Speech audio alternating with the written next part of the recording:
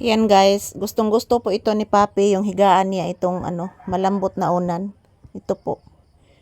Ito po palagi naka-standby si Papi guys pag sobrang malamig ang panahon. Yan, kasi napakalamig po ng panahon. So, ayan, dito si Papi nagtambay. Dito si Papi nagtambay guys. Ito po ang tambayan ni Papi guys, lalo na kapag wala pa siyang kain. At yan, ito pong unan na ito is paborito po niya guys. Kasi yung unan ito is medyo mainit po ito siya. So, kasya po ito siya sa lamig, yung unan na ito. Yan, nakarelax lang muna si Papi mga palangga. Yan, naghihintay po ito na pakainin ko po sa agahan. Wala pa siyang kain.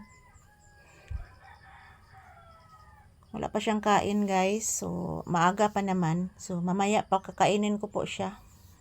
So, nagrelax muna kami dito sa tindahan. Katatapos lang namin mag-ehersisyo.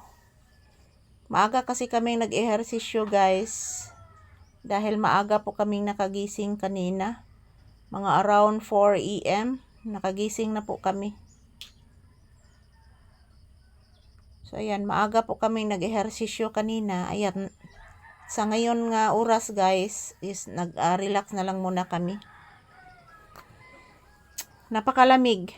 So, hindi po ako pinapawisan kanina kasi napakalamig. So, maybe later mga palangga. So, maybe later pag pag wala ng lamig. Mag-ehersisyo kami ulit ni Papi. O, mag-ehersisyo tagbalik. Mag-ehersisyo tagbalik ha. Mag-ehersisyo tagbalik anak. Unya nang moinit na anak. Ug moinit na anak, mag-ehersisyo tagbalik anak. Unsa may magyunahon na anak? Nagunahon na nakaskaon anak. Sayo pa man anak. Sayo pa Papi. Unya na lang taod-taod ta mo kaon anak ha. Unsa gisimhot sa kuntiel dirty na anak. Wala gilimpyuhan na kuntiel. Gilab ni Papi. Sarong nanimaho anak.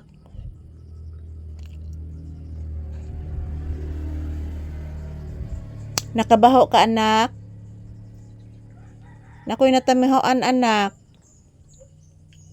Nakoy natamihoan. Nugbahong sunog anak. Murag na ni mahong sunog Papi. Nakabaho ka anak. Nakabaho ka sunog. Murag na abitoy na sunog anak. Naay nasunog. I-check ro nato anak ha.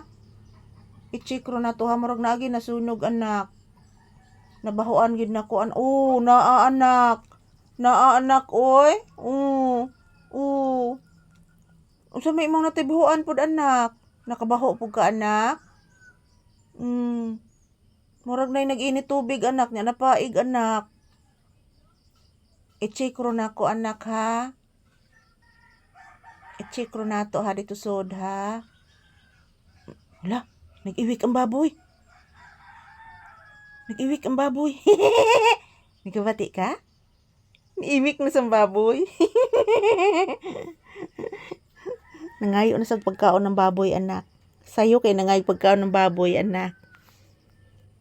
Sayo kay nangayo. So mag-thank you kasi imong viewers anak. Mag-say goodbye ka anak. Papi, mag-say goodbye ka. Tanaw ni Mama Lisa, nagkit-kit na pustiel. Tanaw ni Mama Lisa. Unsa may gikit-kit? Ayan guys, thank you for watching guys. Salamat po sa inyong panonood palagi. God bless you all.